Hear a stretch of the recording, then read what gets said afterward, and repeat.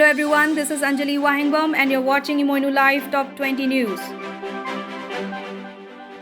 The Assam government has issued a new standard operating procedures for resuming offline classes of Class 9, undergraduate, postgraduate, lower primary and upper primary classes. The SOP is applicable for both government and private schools, and the reopening of physical classes is based on the criteria that COVID-19 positivity rate is below 2% in the districts.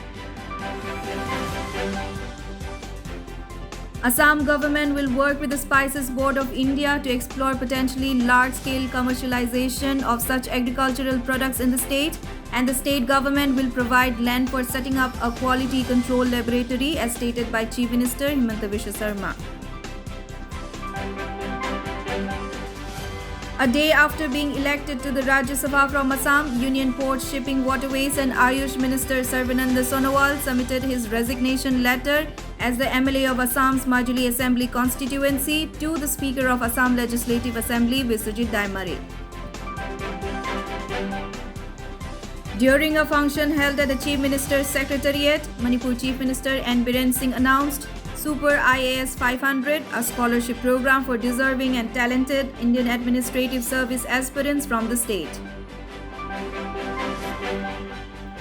After the incident at Tikrikila in Garo Hills, due to the strong intelligence network, people have been nabbed who tried to enter with ammunitions in Tura and who had gone for training in different areas. Meghalaya Chief Minister Conrad Sangma expressed concern at the recent arrest of youths trying to float a new militant outfit. 6 Chakma organizations of Tripura have called for a statewide probe against Bangladeshi nationals in the state and submitted a memorandum to the Chief Minister of Tripura, Biplab Deb. The organization in the memorandum stated that Tripuris are more vulnerable to the attacks by the Muslim settlers in the Chittagong hill tracts of Bangladesh. The Vice President Sri M. Venkaiah Naidu today called for tapping the potential of revolutionary technologies like artificial intelligence to deliver benefits to the people and enhance the quality of life. In this regard, Sri Naidu urged educational institutions, researchers and developers to come out with practical AI solutions in the fields of agriculture, health and education. Prime Minister Narendra Modi dedicated to the nation 35 crop varieties with special traits through video conference. The Prime Minister also dedicated to the nation the newly constructed campus of the National Institute of Biotics Test Management, Raipur. Punjab Congress Chief Navjot Singh Sidhu tendered his resignation from the post in a surprising move. However, Sidhu said that he will continue to serve the party. The Election Commission of India announced the dates of assembly by polls to 30 seats including 10 assembly seats in North East and by polls to 3 Lok Sabha seats on October 30, 2021.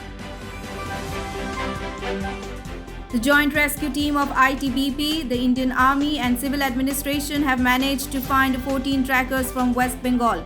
The rescue team started from the Kaza village and headed towards the Manali-Kamingar Pass in Himachal Pradesh, where the group of trackers were stranded along with 11 porters at the spot situated at an approximate height of 18,000 feet. National Mineral Development Corporation R&D Center and CSIR IMMT signed a Memorandum of Understanding to pursue joint research and development projects. The Steel Authority of India Limited under the Ministry of Steel held its 48th Annual General Meeting through YHR virtual platform. The Ministry of Defence increased the income limit for family pension to specially able child or sibling. They shall be eligible for a lifetime family pension if their overall income from other sources remains less than the entitled family pension rate, 30% of the last pay drawn by the deceased government pensioner. The first pan-India toll-free helpline number 14567 has been launched for senior citizens called the Elder Line, aiming to provide free information and guidance on pension and legal issues, extend emotional support and intervene in cases of abuse. The Ministry of Social Justice and Empowerment in a statement said that the intent is to provide senior citizens one platform across to connect and share the concerns and problems that they face on a day-to-day basis without having to struggle for it. Union Minister of Youth Affairs and Sports Anurag Thakur today announced restructuring of Sports Authority of India on its 55th governing body meeting. The restructuring of Sports Authority of India aims at strengthening the existing support system provided to sports persons so that they can excel at international competitions, especially the Olympics and Paralympics.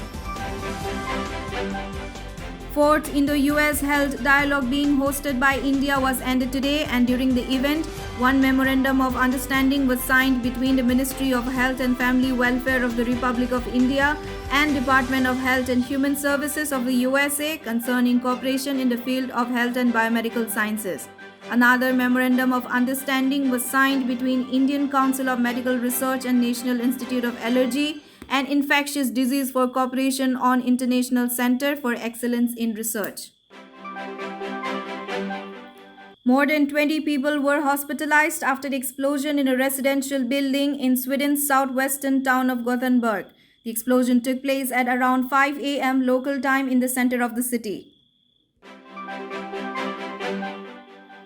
Sports Authority of India given out-of-turn promotions to the women's hockey team captain Rani Rampal and goalkeeper Savita Punya along with Paralympic medal winners Mariappan Thangavelu and Sharad Kumar today. Apart from this, Sports Authority of India also decided to allocate a one-time grant of Rs 6.87 lakh to the family of former Asian Games gold medalist and Arjuna Award-winning boxer late Dinko Singh, who died of liver cancer at the age of 42 years.